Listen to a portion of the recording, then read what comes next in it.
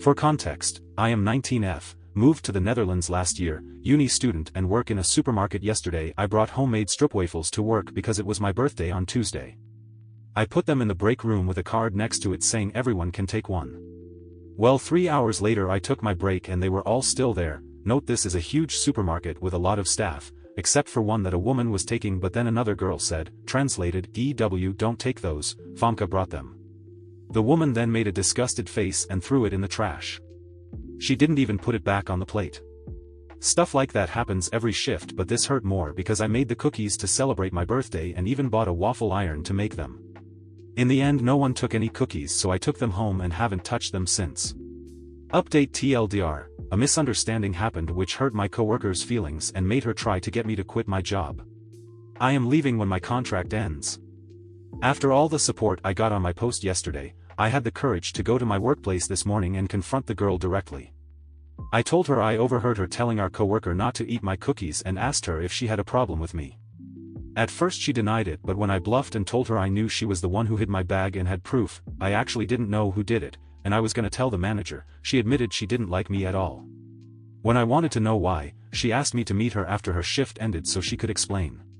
Turns out, she had seen my Instagram username from my phone and looked me up. She had read my posts about becoming Dutch. It made her really angry because even though she was born in the Netherlands and so were her parents, she wasn't considered Dutch but was still judged as a foreigner for the way she looked and because of her ancestry. Meanwhile, I walked in with pale skin, blonde hair, blue eyes and acted like I owned the place. She also said I come across as a spoiled rich girl who doesn't care about her job. To be honest, I haven't been working as hard as I could be, and that I just get everything handed to me. Everyone hated working with me because I was always slacking off, and so she wanted me to quit. Finally, she admitted to pitting my coworkers against me and showing them my Instagram account. I was really surprised by her honesty. I apologized for making her feel that way. I explained that actually, I looked a lot like her when I was younger and knew how it felt. When she didn't believe me, I showed her pictures from my childhood on my phone from before I had my surgeries, and so I said I knew how she felt and I was struggling to fit in too. I told her it made me really sad how I was treated at work. We had a good talk about living in the Netherlands and having to deal with people gatekeeping the Dutch identity. I promised to work harder and make sure to do my fair share for the short time till my contract ends. Then I'm quitting my job. She agreed that was for the best because my co-workers apparently hate me an unreasonable amount and she doubts that is going to change. She said my stroopwafels looked delicious and asked if I could show her how to bake them, so now she is coming over on Thursday and someone is gonna eat my cookies after all. I want to end this post by saying, be kind to each other, you never know what someone has been through and people deserve the benefit of the doubt. If you are getting bullied, that is not your fault and please talk to someone you trust for help. And that's when the comments start to indicate that something else is up here. How did you get your mother to agree to leg lengthening surgery and ship you off to Turkey to get it? How much did it cost and how long did the physiotherapy take afterwards? Also, how are you whitening your skin? OP replies, I am using Korean skin whitening creams but I am looking into getting injections. My mom understands me and always supports me. She's my best friend. Recovering took a bit longer than 3 months but after 1.5 I was already able to do most things. At this point, I'm wondering what the heck that has to do with bullying at work? Well, after looking into their profile, it turns out OOP identifies as transracial, and is currently transitioning to Dutch. OP's coming out story, removed, link is to Reddit. I will post my coming out story I posted on my Instagram last year. I don't mention my Italian heritage in it for safety reasons, but it might make you understand where I'm coming from. I was assigned American at birth but I never fit in. I can't connect to American culture even though I tried. Barbecue, guns, cars, football, it doesn't make me happy. Never has. My former therapist misdiagnosed me with depression. When I was 14 my parents took me on a vacation to Amsterdam. I rode a bicycle, ate stroopwafel, wore clogs and went to the Van Gogh Museum. I thought I didn't like cheese, turns out I just don't like the plastic American kind. Going to the Netherlands was liberating and I never felt that way before. I did a lot of research and I started connecting the dots. I'm a Dutch person born in the wrong country. I told my best friend and she said it made sense. BC I never want to pay for things lol. She really supported me and I will forever be grateful. Coming out to my parents was a different story. Lots of shitty stuff happened but long story short my mom now supports me and I have gone NC with my dad. I had leg lengthening surgery last year, I dyed my hair blonde and I will get eye color surgery sometime this year. I had to sacrifice a lot to be able to live as my true zelf, zelf equals self in Dutch. I don't give a shit if you believe me or not, but please keep those thoughts to yourself. I'm allowed to exist and define my identity the way I want to, and I don't deserve to be mocked for it. OP also goes on to explain their experience with biological transracialism. In my middle school class was this tan, Asian-looking girl who was born in the Philippines, but both her biological parents are white with blonde hair and blue eyes. Yes, both her father and her mother, I have met them plenty of times. But because her mother gave birth while living in the Philippines, she looks like how people from the Philippines look. Her brother and sister were born while her parents lived in Sweden, and they are white with blonde hair and blue eyes. Maybe you don't believe me, but this is a real thing that I saw with my own two eyes. Race is so much more than just genetics or ancestry. Just because no one is funding studies that document it doesn't mean it's not true. Genetics don't determine your race. After seeing the OP's Instagram account, which they brought up in the work story, and have linked in their bio, honestly, I think I can kind of understand why people were turned off of her after seeing the account.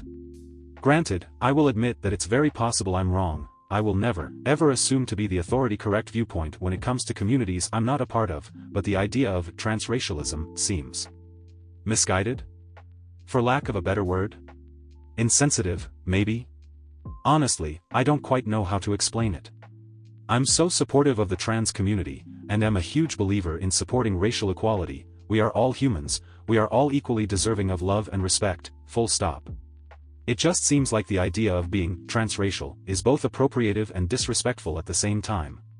Then again, as I've said, it's possible I'm wrong and that I just have further growing to do, as all humans do regardless.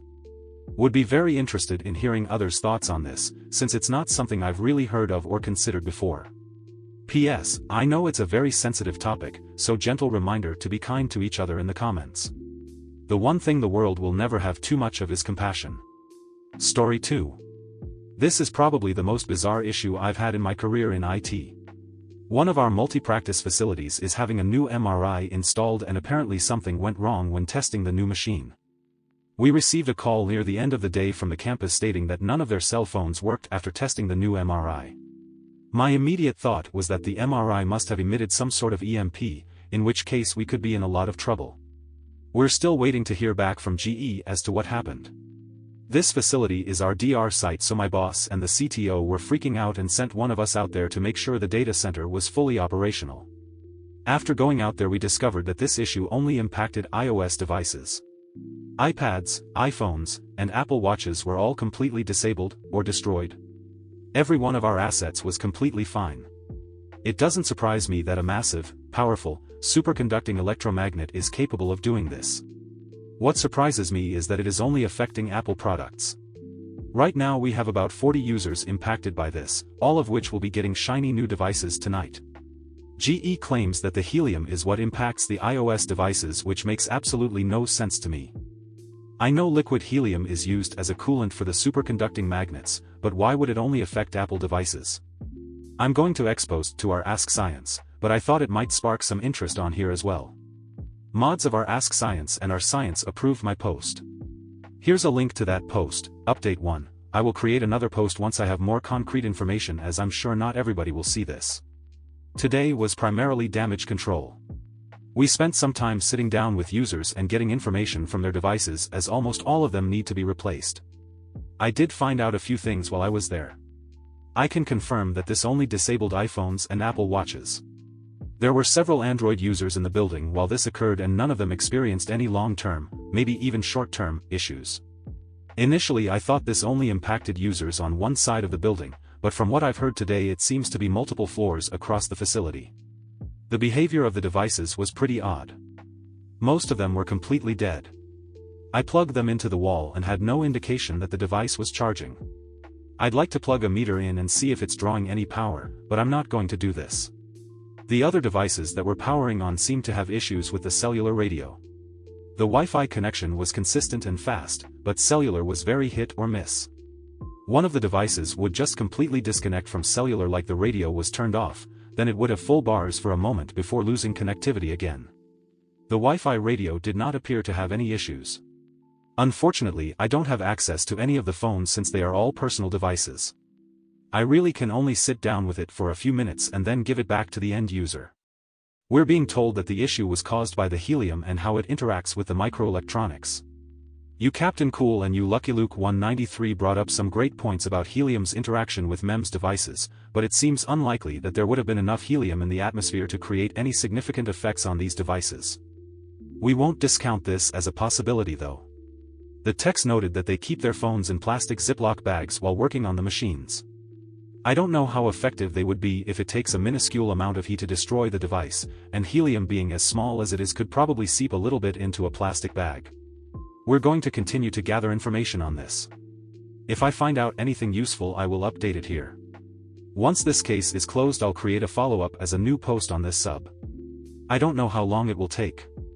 I'll post updates here in the meantime unless I'm instructed to do otherwise. Update 2. I discovered that the helium leakage occurred while the new magnet was being ramped. Approximately 120 liters of liquid were vented over the course of 5 hours. There was a vent in place that was functioning, but there must have been a leak. The MRI room is not on an isolated HVAC loop, so it shares air with most or all of the facility. We do not know how much of the 120 liters ended up going outdoors and how much ended up inside. Helium expands about 750 times when it expands from a liquid to a gas, so that's a lot of helium, 90,000 cubic meters of gaseous he. Update a few days later. It's been a few weeks since our little incident discussed in my original post.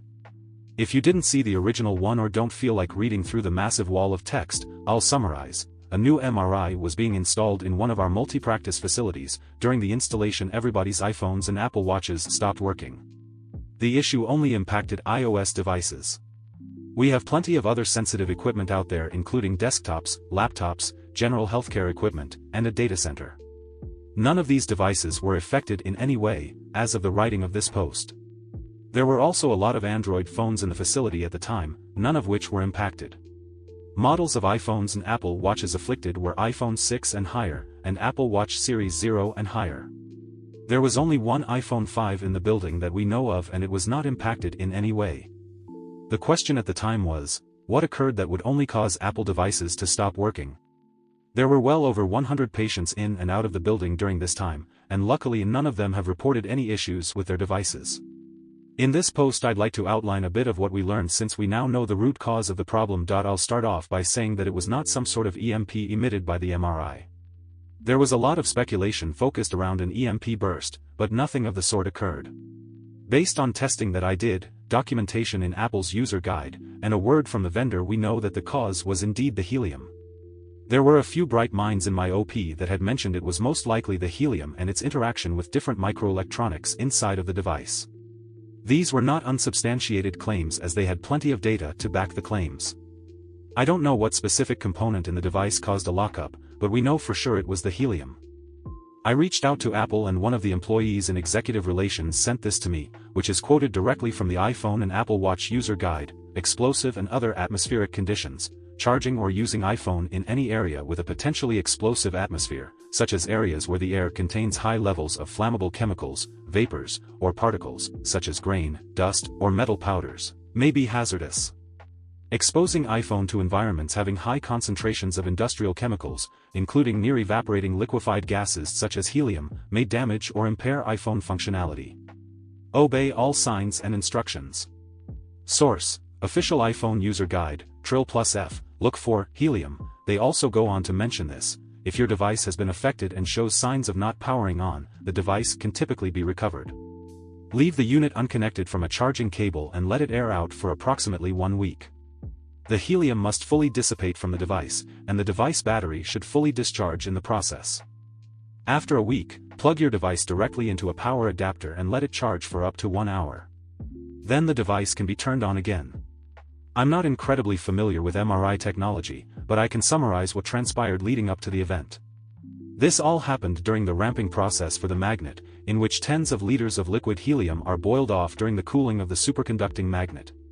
It seems that during this process some of the boiled-off helium leaked through the venting system and into the MRI room, which was then circulated throughout the building by the HVAC system. The ramping process took around 5 hours, and near the end of that time was when reports started coming in of dead iPhones. If this wasn't enough, I also decided to conduct a little test. I placed an iPhone 8 Plus in a sealed bag and filled it with helium. This wasn't incredibly realistic as the original iPhones would have been exposed to a much lower concentration, but it still supports the idea that helium can temporarily, or permanently, disable the device. In the video I leave the display on and running a stopwatch for the duration of the test. Around 8 minutes and 20 seconds in the phone locks up. Nothing crazy really happens. The clock just stops, and nothing else. The display did stay on though. I did learn one thing during this test: the phones that were disabled were probably on the entire time, just completely frozen up. The phone I tested remained on with the timestamp stuck on the screen. I was off work for the next few days, so I wasn't able to periodically check in on it after a few hours, but when I left work the screen was still on and the phone was still locked up. It would not respond to a charge or a hard reset. When I came back to work on Monday the phone battery had died, and I was able to plug it back in and turn it on. The phone nearly had a full charge and recovered much quicker than the other devices. This is because the display was stuck on, so the battery drained much quicker than it would have for the other device. I'm guessing that the users must have had their phones in their pockets or purses when they were disabled, so they appeared to be dead to everybody. We did have a few abnormal devices. One iPhone had severe service issues after the incident, and some of the Apple Watches remained on, but the touch screens weren't working, even after several days. I found the whole situation to be pretty interesting, and I'm glad I was able to find some closure in the end. The helium thing seemed pretty far-fetched to me, but it's clear now that it was indeed the culprit. If you have any questions I'd be happy to answer them to the best of my ability. Thank you to everybody who took part in the discussion. I learned a lot throughout this whole ordeal. Update: I tested the same iPhone again using much less helium. I inflated the bag mostly with air, and then put a tiny spurt of helium in it. It locked up after about 12 minutes, compared to 8.5 minutes before. I was able to power it off this time, but I could not get it to turn back on. Thank you for joining me today. Don't forget to connect with each other in the comments below. Until next time, be kind, be curious, and I'll catch you in the next video. Corner Stories signing off.